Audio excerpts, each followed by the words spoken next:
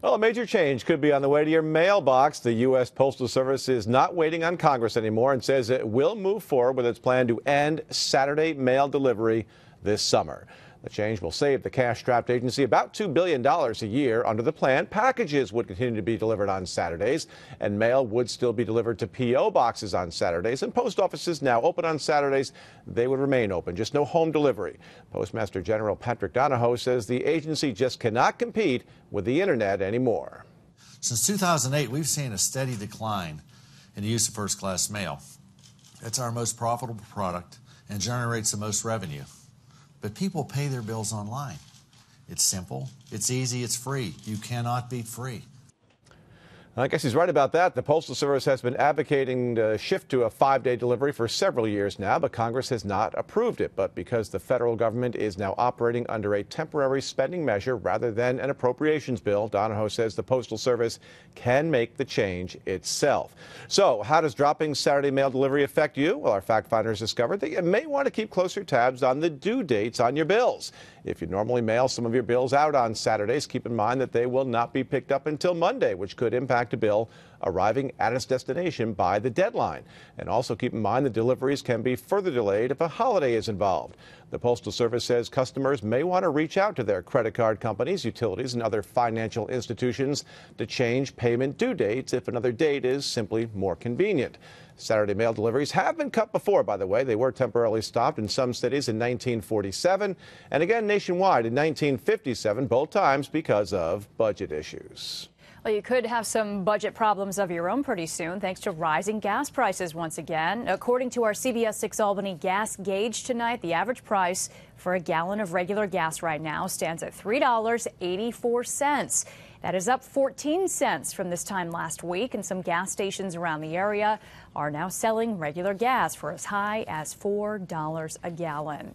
Now, the main reason that our gas prices are so high in New York is the long line of gas taxes that we're paying per gallon. Throughout the month of February, I'm revealing a whole list of hidden taxes, fees, surcharges, assessments, whatever you want to call them, that we are paying in New York State. I'll be getting the bottom line on just how much money they bring in for the state and where exactly your money's going. And at the top of that list, those ever-expanding gas taxes, including one tax in particular, pushing us to the top. When you fill up at the pump, you probably know that what you're paying in New York is among the highest in the nation. But if you're wondering why, we're the highest taxed motorist in the country. And that is a fact, with 38 cents a gallon in taxes going to the state. You've got the state sales tax, pretty standard at 8 cents per gallon. The excise tax, also standard, that's another 8 cents. The test tax, a fraction of a cent, pays for the state to test the tanks and make sure the octanes are accurate. And another fraction for the state's spill recovery fund, which also appears to have some legitimate purpose. What happens is if we have a spill of unknown origin, then the state has a fund if they can't find somebody to clean it up. But then there's the petroleum business tax, standing at a whopping 18.6 cents per gallon. And that amount just went up again at the start of the year. What is it for? I was put on during the Comer administration to help balance the budget. That would be under Mario Cuomo's administration. Now that his son Andrew's in the governor's office, that tax is still helping to balance the budget to the tune of more than $1 billion a year. So where does all that money go? Well, the state comptroller's office tells me for the last fiscal year, 32.6% went to the state's dedicated mass transportation trust fund, 55.5% to the dedicated highway and bridge trust fund, both of those devoted to road and bridge maintenance in the state. And the rest went to the MTA. But is that extra tax just extraneous for New York taxpayers? Senate Energy Committee Chair George Maziarz. We have, this regulatory and taxing mentality here in the state of New York that we have to change. Regarding the petroleum business tax, that just went up again at the first of the year. Is that necessary to continue raising revenue through that tax? Nobody likes any taxes. Clearly, I think it's part of a package that we all have to take a look at. That tax, by the way, went up nearly a full cent as of January 1. Now, I'll be looking into another hidden tax on Thursday night. But until then, if you know of any hidden fees or you have something affecting your bottom line that you'd like me to check out, email me. The bottom line at CBS6Albany.com. Well, tragedy coming to the small screen. You can find out when you can watch Hollywood's version of a local murder story coming up. Plus, talk about a game changer, what's been voted on and off the game of Monopoly.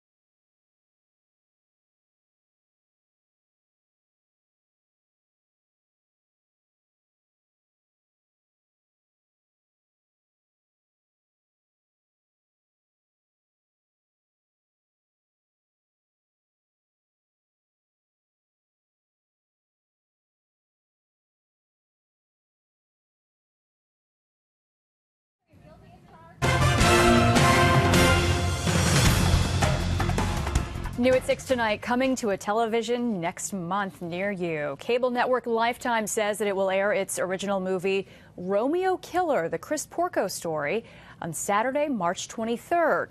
Christopher Porco, a Del Mar man, was convicted of killing his father and trying to kill his mother 8 years ago. Chris Porco currently is serving 50 years to life in state prison. Well, they need more time. Leaders of the Boy Scouts of America say that they will decide in May on whether to end its policy of excluding gays as scouts or adult leaders. A proposed change would have allowed individual troops to decide whether to admit gays.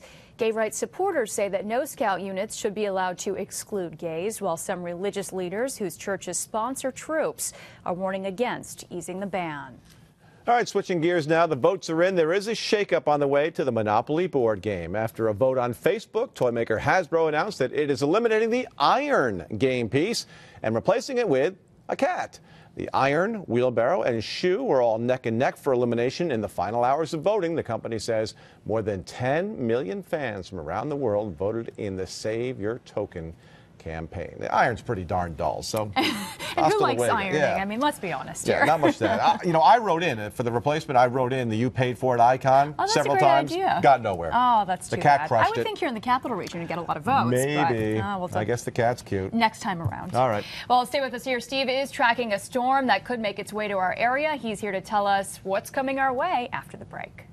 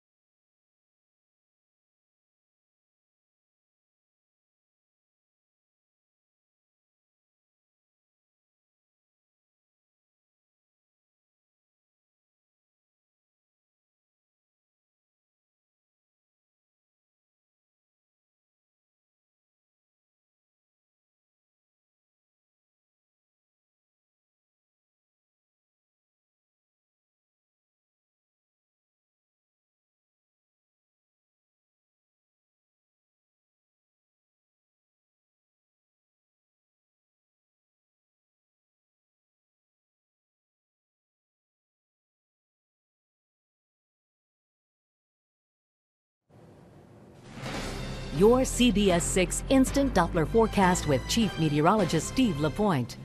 Another shot of cold air settling in this evening, and overnight tonight, gusty wind around this evening should also drop off, helping that temperature slide with mostly clear skies down to about 6 or 7, I think, in the capital region by morning, and only up to a high tomorrow near 23 or 24. A little bit of sunshine early in the day will tend to fade out. Clouds coming on in. No snow, though. Your Thursday's dry with fairly light wind. Just a cold February day on the way. It's Thursday night that things will start to become interesting, but probably more so during the day Friday into Friday night, as what will be a very complex weather scenario will come together as two storms merge off the coast and eventually form one to bring us what I think will be a sizable snowfall here. But there's a lot of variables at play that will have some impact on just how much snow we get. And, of course, we're pretty far from the event, so those variables have yet to be worked out. But this is kind of a rough idea of how I think things will be playing out. Thursday night, potentially, there will be some patchy nuisance-type light snow or snow showers developing. But I'm not expecting, at least in the capital region, much of any accumulation from whatever comes in Thursday night, even into Friday morning. So the implication right now is that Friday morning's travel will be in pretty good shape. But Friday will tend to turn snowy. How steady and how heavy that snow will become yet to be determined, but I'm thinking the trends will be for it to become heavier later in the day rather than earlier, and there are signals suggesting that the heaviest snow will come in Friday night, and that's when we may very well see the bulk majority of our accumulation. So the Friday night into early Saturday morning period now looks to be the time frame that we see most of the snow, accompanied by some wind, so poor travel conditions most likely during this time frame. Saturday morning still snowy, but we'll be in the process of the storm pulling out, so snow likely tapering down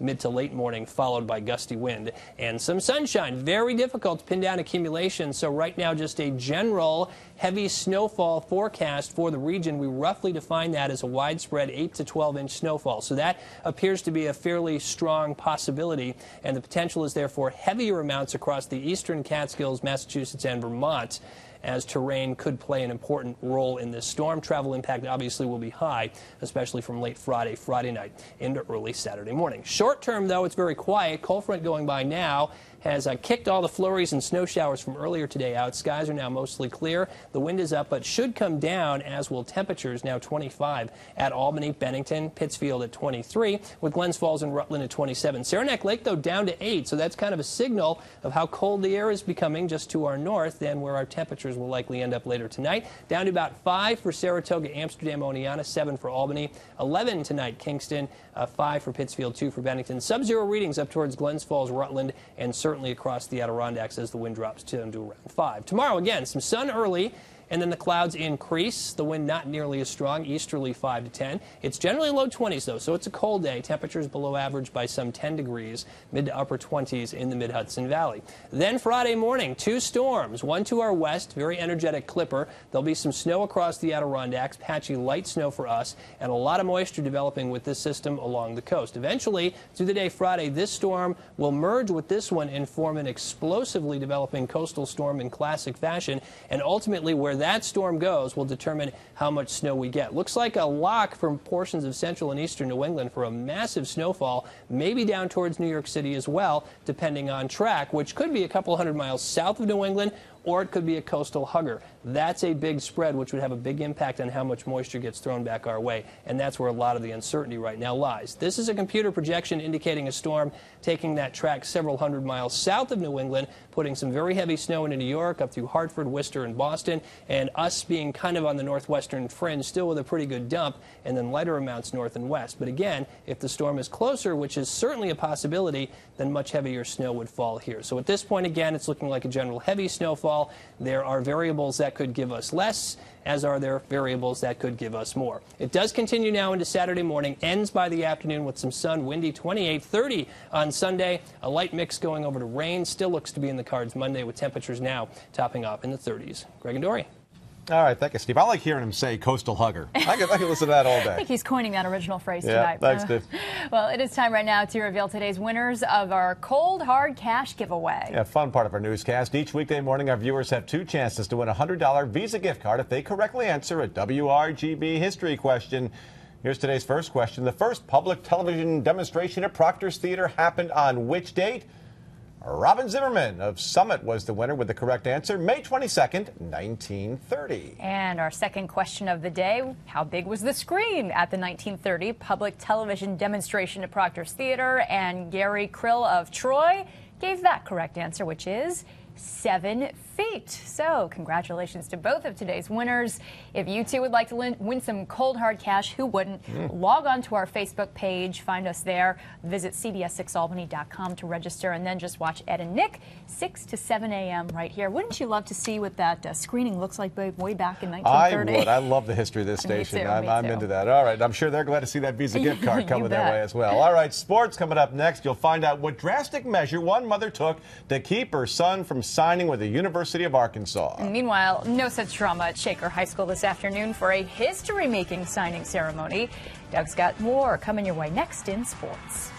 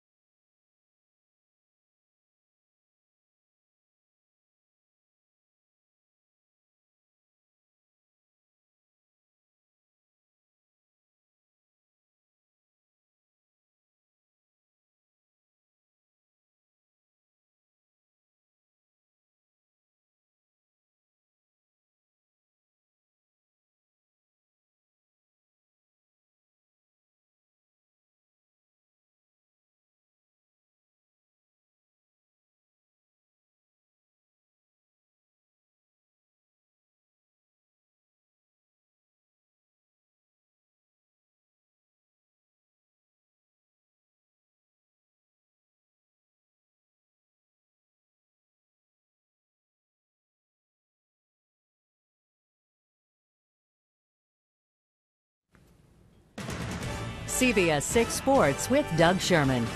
Welcome back, everybody. It stands to reason that coming off its first ever Super Bowl victory, the Shaker High football program has produced its greatest crop of Division I college recruits. All three signed their letters of intent this afternoon. This is National Signing Day around the country. David Morrison is a 6'4", 270-pound offensive lineman who will play football at Dartmouth. Morrison was a first-team All-State selection last year. Skylar Huntington, 6'3", 255, a defensive tackle who signed with the University of Maine. Huntington was second-team All-State, as was running back Ryan Griffin, who scored 20 touchdowns for the Blue Bison last fall. Griffin now is bound for UAlbany. It resembles, what we've been doing here at Shaker for, the past year since all three of us are signing here. Couldn't be more happy and more excited about, the next football season, to know that, we're leaving Shaker with, something, just some pride. It really means the world to me just to know, and along with my teammates, all the hard work we've been putting in, not even just these past 4 years of high school, but ever since we were little playing Pop Warner. I know all of us have dreamed of playing football at the next level, and it's just really, really good to see that it all came together on this day. Jillian Beatty signed her letter of intent this afternoon to play soccer at St. Anselm College in Manchester, New Hampshire. Beatty was a 5-year starter on the Burnt Hills Ballston Lake varsity. She did receive some Division I interest while also playing club soccer for the Albany Alley Cats, but Beatty, the longtime Spartan standout, has picked St. Anselm College. Well, the greatest drama of National Signing Day, hands down, occurred this morning in Fort Lauderdale. Prized running back Alex Collins was about to sign his letter of intent with the Arkansas Razorbacks when his mother reportedly confiscated the documents and left. Mom wants her son to stay close to home and instead play for the Miami Hurricanes. Collins verbally committed to Arkansas on Monday. Now, he is 18 and does not need his mother to co-sign for the scholarship. If he wants to join the Hogs in Arkansas, he can. The problem is he clearly does not have his mother's blessing. And finally, last night, the New York Giants parted ways with linebacker Michael Boley. Today, they released veteran running back Ahmad Bradshaw and defensive tackle Chris Canty. In the NFL, it's always about cap space and getting younger. We'll have more sports in 30 minutes. Dorian, Greg, back to you. All right, thanks, Doug. Love the mom. Can't believe Bradshaw's gone, though. Yikes. I don't know. Does mom know best in that case? Well, mom's mom. That's right. Okay, well, we have more ahead. CBS 6 News at 6:30 after the break.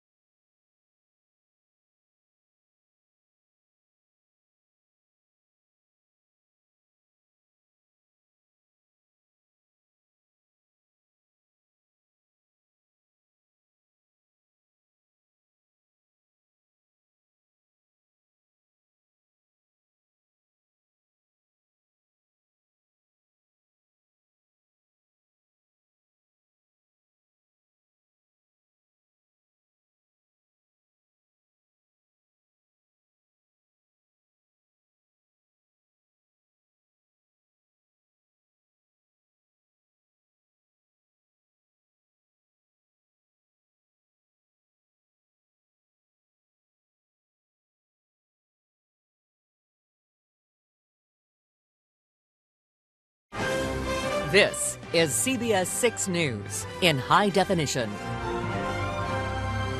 Closed for business, a handful of other states try to lure away a major employer, while one Oklahoma state lawmaker says local gun manufacturers are better off leaving New York. Plus, found guilty. 2 men accused of stealing millions from their clients are headed behind bars. How long they could be locked up and what the verdict could mean for their victims. And close call. Crews order a man back into his car after it gets wedged between 2 buildings. The mistake officials say that driver made to end up in that precarious situation. Good evening. I'm Greg Floyd. And I'm Dory Marlin. Well, New York passed the toughest gun law in the nation 3 weeks ago. And since then, 5 states have tried luring Remington Arms away from the Empire State and looking to move their 1,200 jobs out of the Mohawk Valley. A lawmaker from Oklahoma says that his state can offer tax incentives and better facilities. And as Pat Bailey reports tonight, if Remington does leave New York, it would join a list of more than 5,000 manufacturers who have left the state over the past decade. You have seen the commercials. The new New York works for business. It is one of Governor Andrew Cuomo's biggest campaigns, New York being open for business. But one legislator says when it comes to gun companies, that's not true. Well, quite frankly, I wrote a letter to the governor last week pointing that out. I said that certainly doesn't reflect the message that we're trying to give, that New York is open for business when a major manufacturer his products are put under this kind of stress. It's less stressful in other states, at least according to those who make laws there, like in Oklahoma, one of 5 states looking to get Assemblyman Mark Butler's biggest employer out of not only his district, but his state. Oklahoma Representative Dan Kirby wrote a letter to Remington offering them a new home. If New York is not willing or doesn't want to work with some of the gun manufacturers, there's more. I think there's more than just one. We're obviously interested in visiting with them. Incentives Oklahoma can offer include tax breaks and facilities. If Remington does go, they would join a laundry list of companies who have already left. According to the Department of Labor, in a 12-year span, over 6,000 manufacturers have left the state of New York. The New York State Business Council says it's not just one thing, but many things that the state of New York does that is not business friendly. But you look at cost of taxes, cost of energy, cost of things like workers' comp insurance. In some parts of the state, labor is a high labor cost state, particularly downstate. All these things add up over time. In the case of Remington, they have received tax breaks from New York, but it's the new gun law that Assemblyman Butler worries will force them out. It's really created an air of anxiety in the Mohawk Valley. I mean, it's day to day. It's really put a lot of stress on everyone. Remington officials declined to comment. Pat Bailey, CBS 6 News. All right, we're enjoying the calm before the storm, apparently. A major front on its way. Before the snow comes in, we will have some colder temperatures to deal with. Here to tell us more about that is Steve LaPointe. Steve? All right, Greg, yeah, temperatures will certainly drop. They're doing that this evening, lower 20s with a gusty wind. So the wind chill generally running upper single digits, lower teens. That wind will be dropping off tonight. Temperatures drop back to around 7. With mostly clear skies. We'll start tomorrow with a little bit of sunshine. See increasing clouds. It's a dry, tranquil day. The wind much lighter, but it's cold with high temperatures in the lower 20s tomorrow. All right, thank you, Steve. A police officer in western New York is now charged with second-degree murder for shooting his son at an Adirondack motel last year. 59-year-old Michael Leach pleaded not guilty during his arraignment today in Herkimer County Court. Leach told investigators that he thought his son Matthew was an intruder when he shot him at a hotel in Old Forge in July. Investigators refused to talk about any motive or evidence which led to the indictment. Leach is a retired Rochester police captain who has been serving as a part-time officer in Wyoming County. After 4 days of deliberations, a federal jury in Utica has found 2 Albany brokers guilty of scamming investors out of millions of dollars. Both Timothy McGinn and David Smith were stone-faced when the jury read their verdict today. McGinn was found guilty on 27 of 29 counts, while Smith was convicted on 15 counts. Prosecutors say the men swindled $130 million from their clients. Both will be sentenced in June. They could each face up to 15 years behind bars. It has been a long trial. We followed this one closely. Let's find out a little aftermath here. Here to tell us more about all this, our legal analyst Paul Darahanesian from the Darahanesian and Darahanesian Law Firm. Hi, Paul. Good to see you, Greg. Hey, let's get right into it. You know, this was not open and shut. 4 days of deliberations, 4 weeks of testimony. The defense, they claim this is all because of the bad economy, but apparently the jury didn't buy that. That's right. I don't think the verdict is really surprising. There was just so much evidence. For example, on the tax fraud charges, the idea that people take money, they call them loans, but don't report it as income, that's clearly going to be a tax fraud conviction. And I think what really made a difference in this case was having victims testify. It lent an emotional component to what might otherwise be considered a simple fraud case. Yeah, so there actually was a face to these victims. What about the victims? Do they get money back? Is there money to be had? Well, I think it's going to make it a lot easier to get money back now that there is a verdict, and one of the aspects of this case is getting an $8 million judgment against the defendants. And there are some assets. The question is, if they swindled $130 million from people, there probably won't be the full amount of that. It's going to make it easier. And again, they may get not the full amount, they may get some of it, but it's going to make it a lot easier. And at this point, better than nothing, I guess. All right, the U.S. Attorney had mentioned that this case sends a message. Do you agree with that? Does it send a message? It sends a message, but I think like a lot of times when we want to send messages, are people listening? Why do these crimes keep taking place? And I think what you're going to see is that individuals who do this because of greed, it's that simple, think they can get away with it. But you're seeing not only more prosecutions, you're seeing more jail time in these types of white-collar and fraud cases. And I think that's what's changing, is there is a greater effort in this country to prosecute these kinds of cases. And what about a message to the regular folk out there who are doing the investing? I mean, this was a highly reputable firm. I'm sure people trusted them with their money. Does this really let you know you've got to really be careful with your money?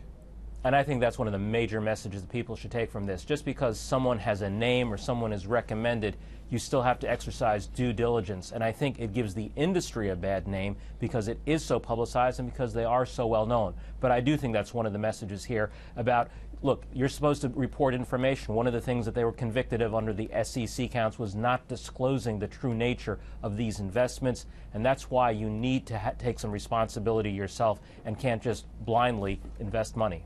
All right, we'll leave it right there. Paul Darrenesian, thank you so much for joining us tonight. As always, we'll see you again soon. All right, well, some big changes on the way when it comes to your mail. The United States Postal Service announcing it will no longer be delivering mail on Saturdays.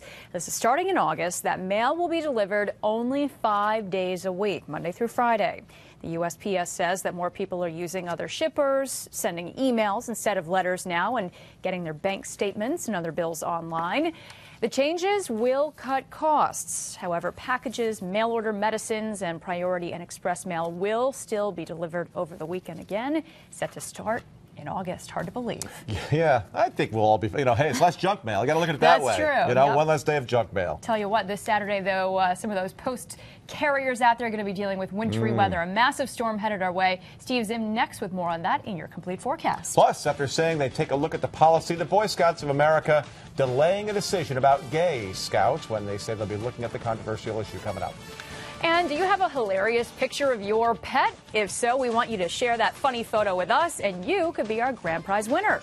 Just like us on Facebook, submit your silly animal picture there, and get all your friends and family to vote for it. We're accepting entries through the 15th, so we'll see your photo there.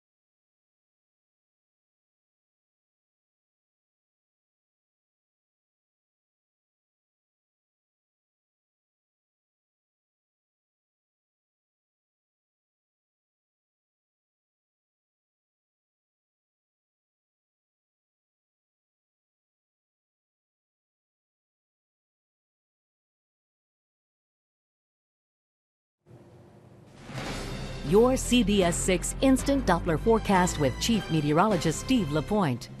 Well, the incoming storm is all the buzz, so I'll talk about that first here at 6:30. Want to preface this, though, by saying that we're still at least 48 hours out, I think, from any substantial snowfall. That's a really long period of time, and that means there are a lot of variables with this system that have yet to be determined, variables that could adjust snowfall up or down, so it's too early to really be all that specific on how this is going to play out, but it is safe to say that there will be enough snow all across the region for us to be shoveling and plowing. I said that last night, and it looks like we'll be seeing that Friday into Friday night and Saturday morning. So here's just a rough idea of the time, how I think things are going to begin and play out. Thursday night, anything we get in terms of snow looks to be of a nuisance variety, patchy in nature, and probably not lead to much in the way of accumulation at all. So the implication is Friday morning that travel will be fair, if not okay. Snow, though, will likely increase on Friday the way it's looking right now. In fact, first half of the day, it still could be fairly light, scattered, and patchy in nature, and may not pick up until the late afternoon, evening,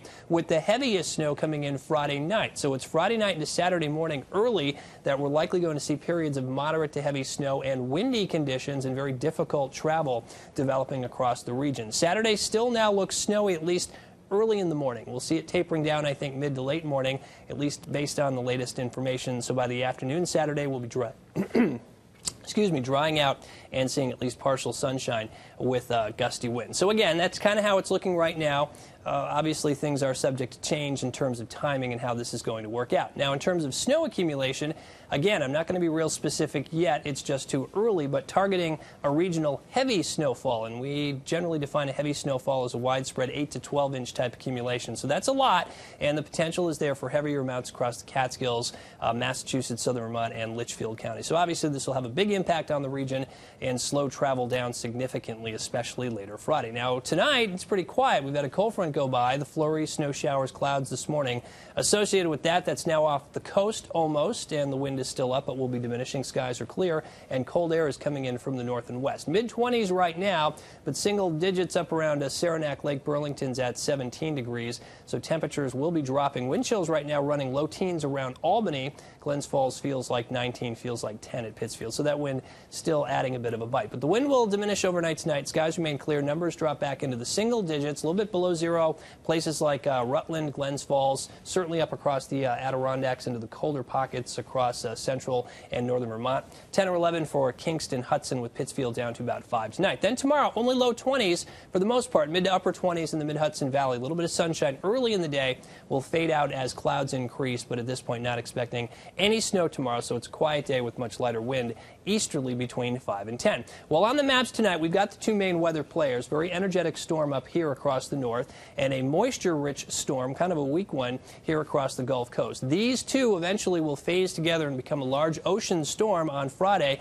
and that'll be the one to ultimately deliver the snow across the region. Now, Friday morning, the Clipper coming in from the west may produce some scattered light snow for us, maybe slightly heavier for the Adirondacks. Coastal development will be underway, and this may very well turn into one of these bomb-type storms where it explosively develops south of New England. How far south ultimately will determine how much snow we generally get. This is a computer model projection. It's suggesting the storm center will stay several hundred miles south of the coast, and a storm track like that would favor exceptionally heavy snows for New York City, Long Island, up to Connecticut and Boston. It's only one potential solution. This storm could also kind of hug the coast, and if that were to be the case, then really heavy snow would be farther north, and you'd see a change over to rain along the coast. So we have a great deal of uncertainty in that track, and that ultimately will determine how much snow we get. Either way, we're going to get snow, and either way, we'll be shoveling and plowing. It's just, will we be shoveling 8 inches or will we be shoveling 15 inches? We'll see. Again, Berkshire's Catskills stand perhaps a better chance at seeing even heavier snow amounts than the capital region with this system. So we still snow a little bit into Saturday morning, and then by the afternoon it should be over. Windy. It's 20s through that period. Only about 30 now with sunshine coming up on Sunday. 37 Monday, so a slight moderation, not 40 anymore. Thinking with snow in the ground, it's going to be tough to get that warm, but warm enough so we see a bit of a mix, likely switching over to some rain and then drying out for Tuesday and Wednesday with seasonable temperatures in the 30s. Well, it is Wednesday, and that is Suburban Propane's Ask the Weather Team night. Tonight's question comes from Mark in Kopek. I've actually had this question from a number of people. Mark wants to know, why does the temperature drop sometimes just after the sun rises? And this is generally only true on clear, calm nights when we've had radiational cooling. Coldest air settles very close to the ground. Temperature is officially measured at about 4 to 6 feet above the ground. So at night, when the atmosphere cools, you get your coldest layer right near the surface of the ground.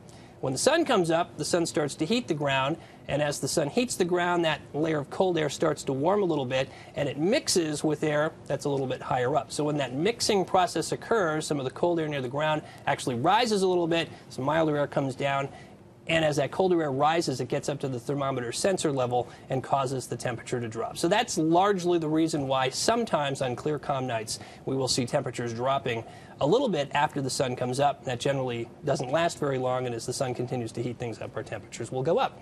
If you'd like to ask the weather team a question, best way to do it is to head over to our website, cbs6albany.com, mouse over weather, and then click on the Ask the Weather Team button there, and you can submit your questions online. You got your full money out of meteorology school, didn't you? Yes. That's very obvious. My parents are very appreciative of that. Yes, I'm sure they should be at this point. And our viewers will be as the storm approaches on Friday. Yeah, it's definitely a tricky one. Again, there's a lot of wild cards here, a lot of uncertainty. I mean, we'll be shoveling and plowing. It's just a matter of how much at this point. Okay. All right. Good well, deal. Get ready to have a workout here. Thank you very much, Steve. Thanks, Steve. Well, more news ahead. Crews rushed to the rescue of 2 people trapped in a truck that was hanging over an overpass. We'll tell you what caused the truck to end up in that dangerous situation in the first place.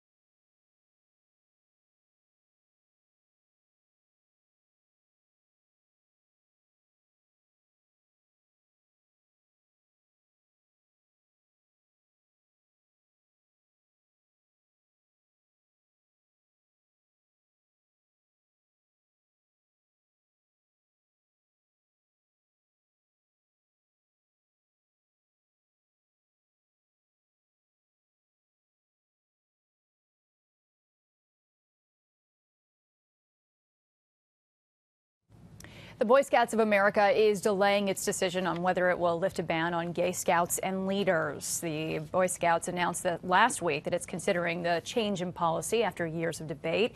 Today, however, the group said that it wants to wait until May before taking action on the resolution. And this is what we asked you about in tonight's CBS6Albany.com Talk 1300 web poll. We asked you if the Boy Scouts should lift its long-standing ban on gay scouts and leaders. These are your results. At last check, 26% of you said yes, the ban should be lifted, while 74% of you said no, that ban should not be lifted. We want to thank everyone who took the time to vote in tonight's web poll. At least 4 people are dead, dozens more hurt during a fiery pileup on a Georgia interstate. More than 24 cars were involved in the crash, including 6 18-wheelers and an empty fuel tanker that exploded. 12 people were taken to a nearby hospital. Most of their injuries appear to be just minor. A scary situation in Florida as a delivery truck hung over a highway ramp. 2 people trapped inside while crews worked to get them out. A car crash pushed that truck over the ramp. Aside from stabilizing the vehicle, crews also had to knock down a fire sparked by the crash. The driver said to have only minor injuries, though the passenger was taken to the hospital with more serious injuries. And take a look at this. A man trying to park at a medical center in San Diego hit the gas instead of the brake. His car flew over a stairwell. It wound up stuck between 2 buildings. Emergency crews arrived to find the man trying to climb out. They told him to, hey, stay inside until they could evaluate the situation and get him out safely. And luckily, they did. He's not hurt. Probably smart. Hey, drivers in California also faced an unusual traffic hazard last night. A half-dozen East Bay cowboys had the tricky task of corralling Rudy the camel back into a trailer. There's Rudy. The animal was spotted walking alongside a busy road while cars were swerving to miss him. The 12-year-old camel apparently often grazes by the side of the road behind a wire fence, but last night he managed to escape not once, but twice. It took crews more than 2 hours to finally coax Rudy back into the trailer. Just hanging out there on the side of the road. Imagine hearing that traffic alert on the radio. You know, avoid this road, camel in the area. Yeah, hard don't to hear believe, it too often. But there he was. Yep. Stay with us here. Doug's in with sports after this.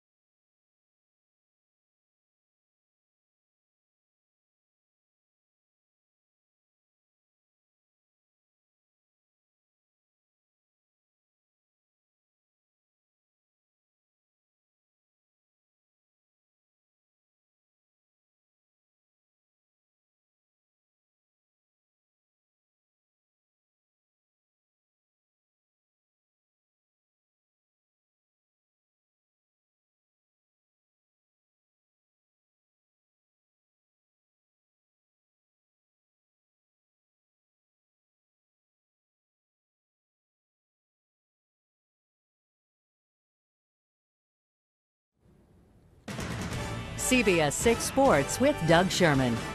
Welcome back, everybody. It certainly stands to reason that coming off its first ever Super Bowl victory, the Shaker High football program has produced its greatest crop of Division I college recruits. All three signed their letters of intent this afternoon. This is National Signing Day around the country. David Morrison is a 6'4", 270-pound offensive lineman who will play football at Dartmouth. Morrison was first-team All-State last season. Skylar Huntington is a 6'3", 255-pound defensive tackle who signed with the University of Maine. Huntington was second-team All-State, as was running back Ryan Griffin, who scored 20 touchdowns for the Blue Bison last fall. Griffin is bound for UAlbany. It resembles, what we've been doing here at Shaker for, the past year since all three of us are signing here. Couldn't be more happy and more excited about, the next football season, and to know that, we're leaving Shaker with, something, just some pride. It really means the world to me just to know, and along with my teammates, all the hard work we've been putting in, not even just these past 4 years of high school, but ever since we were little playing Pop Warner.